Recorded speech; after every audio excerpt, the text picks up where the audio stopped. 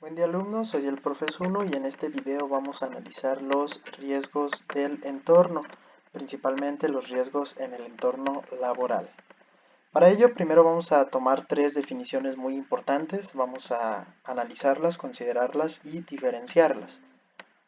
Accidente. ¿Qué es un accidente? Un accidente se define como un suceso o una acción eventual que va a generar un daño involuntario a personas o cosas. Es decir, va a ser un evento que va a generar un daño involuntario, no de manera a propósito o de manera como viene siendo con querer, sino que va a ser algo generalmente involuntario, por ejemplo un choque de auto. Tenemos un riesgo. ¿Qué es un riesgo? Un riesgo es una posibilidad, una probabilidad de contingencia o proximidad de un daño. Por ejemplo, una cáscara de plátano tirado en el piso. Eso representa un riesgo.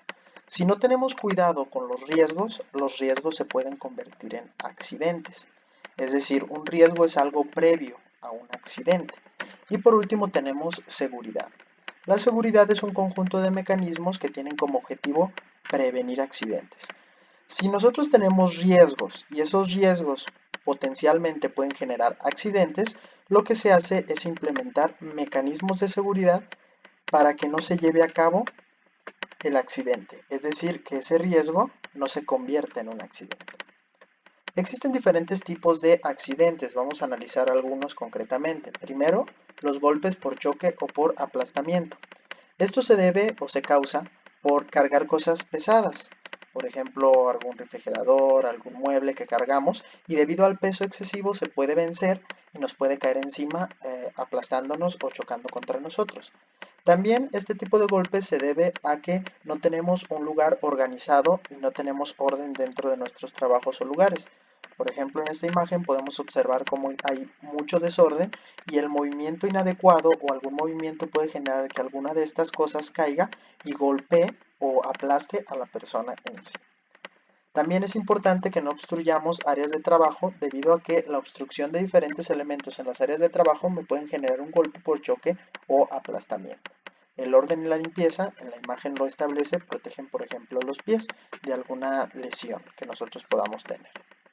¿Qué medidas de seguridad debemos de tener para evitar golpes por choque o aplastamiento? Número 1. Utilizar el calzado adecuado. Si nos cae una viga de acero, por ejemplo, y no tenemos el calzado adecuado con protección, entonces vamos a tener una lesión directamente en lo que viene siendo nuestro dedo. Pero el casquete de los zapatos especializados lo que hace es proteger de este tipo de golpes. El otro ejemplo tiene que ver con un clavo. La suela de este tipo de zapatos es más gruesa y absorbe o debido a su tamaño protege del contacto directo de un clavo con lo que viene siendo el pie. También la correcta iluminación me va a permitir evitar choques, aplastamientos con los objetos, los desniveles como pueden ser rampas en cualquiera de las direcciones o escaleras pequeñas, que los pasillos siempre estén despejados y limpios me va a permitir evitar los choques y aplastamientos, el acomodo de cables que puede generar también alguna caída o tropezón y la atención en la realización de las actividades, que es de lo más principal, así como los señalamientos. Por ejemplo, el señalamiento conserve los pasillos despejados. Las caídas son los accidentes más frecuentes de todos los que vamos a analizar. Hay dos tipos diferentes de caídas. Caídas a nivel del suelo, que tienen una gravedad mínima, como pueden ser tropezones, resbalones o deslizamientos. Esto me puede generar alguna herida, torcedura o hematoma, que un hematoma es un moretón. Y las caídas de altura. Estas van a ser de gravedad y van a requerir una atención médica. Se pueden deber a caídas desde escaleras, árboles, sillas, andamios o cualquiera que tenga una altura superior a 1 metro. Las medidas de seguridad para evitar las caídas son muy básicas y muy esenciales. Punto número 1, al igual que el caso anterior, es atender siempre los señalamientos de precaución para evitar caernos en algún lugar.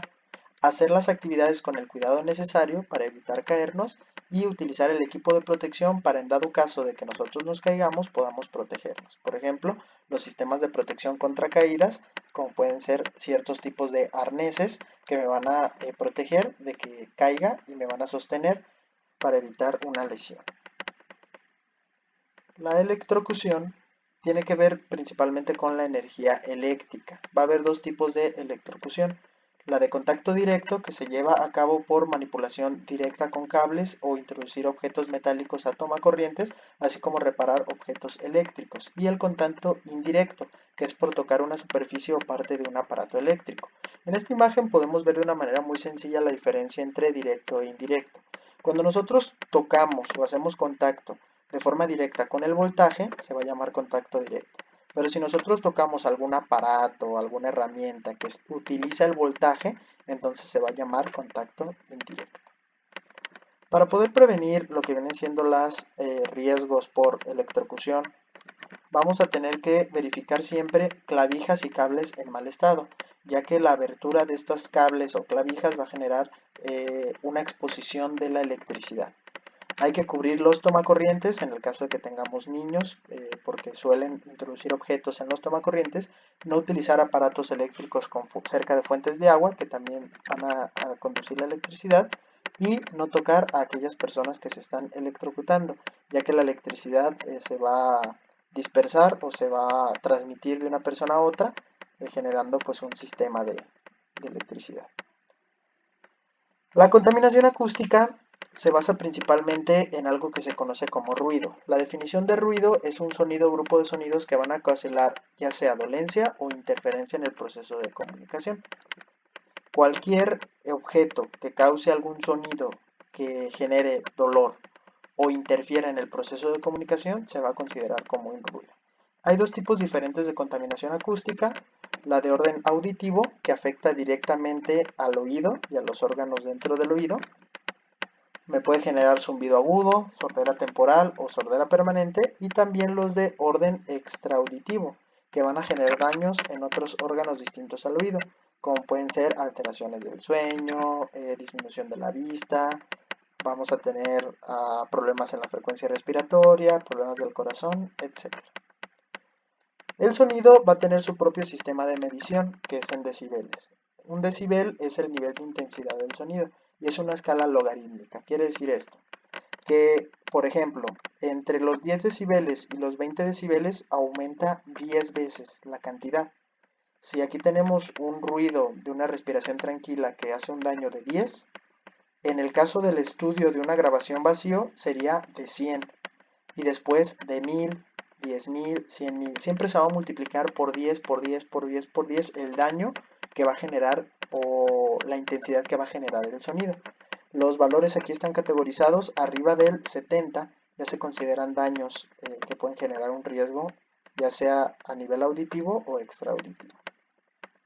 Para poder prevenirlo hay que alejarnos de fuentes de ruido y hay que utilizar tapones auditivos por arriba de los 70 decibeles. En general vamos a ver los equipos de protección personal que necesitamos tener. Estos se van a clasificar acorde al lugar del cuerpo que van a proteger. Los equipos de protección se usan cuando los riesgos no se pueden controlar o eliminar por otros medios. Para ello es necesario elegir de forma adecuada y usarlo en todo momento, ya que se esté expuesto al riesgo. Los equipos de protección deben de adaptarse a cada individuo debido a que las manos, el tamaño o el diámetro de la cabeza, etcétera, va a ser diferente de un individuo a otro y por lo tanto es necesario que se ajusten sin que lleguen a molestar. Deben utilizarse varios que sean compatibles en caso de que utilicemos alguna careta y algún casco, que puedan ser compatibles para que no generen molestias. Tenemos que leer las indicaciones del fabricante para saber cómo trabajar, utilizar, lavar, etcétera, estos materiales, y hay que examinarlos siempre de forma periódica para verificar que siempre estén en las óptimas condiciones. Aquí podemos observar a esta persona que está soldando, que tiene una careta de soldador. También podemos observar su casco, podemos observar sus guantes, su vestimenta y sus zapatos. Vamos a clasificarlos, ya lo mencionamos, dependiendo de la zona que protegen. Tenemos los protectores de cabeza como gorras, diferentes tipos de cascos, y hay algunas combinaciones de protección de cabeza y protección de ojos que tienen caretas, como los que podemos ver en las últimas dos imágenes. Los cascos van a tener diferentes niveles de protección dependiendo de su uso.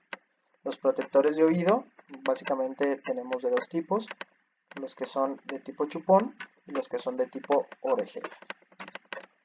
Los protectores de ojo y cara, como pueden ser lentes de seguridad, gogles, protectores faciales, que ya incluyen también lo que viene siendo la cara, gafas para soldar o caretas para soldar.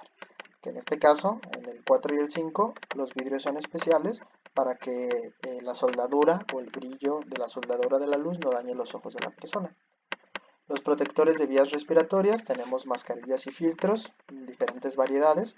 Los filtros van a variar dependiendo del químico que nosotros utilicemos para evitar la aspiración de productos químicos y la posterior intoxicación. Tenemos protección de manos y brazos, guantes de diferentes materiales para diferentes actividades, desde manejo de sustancias químicas hasta manejo eléctrico, de soldaduría, etc. Protectores de pies, que pueden ser botas antiderrapantes, botas grado sanitario, algunos zapatos cómodos o botas con cierto tipo de casquetes. Protectores de tronco y abdomen, vamos a tener lo que vienen siendo los chalecos o ciertos protectores totales, como pueden ser overoles o instrumentos o vestimentas completas.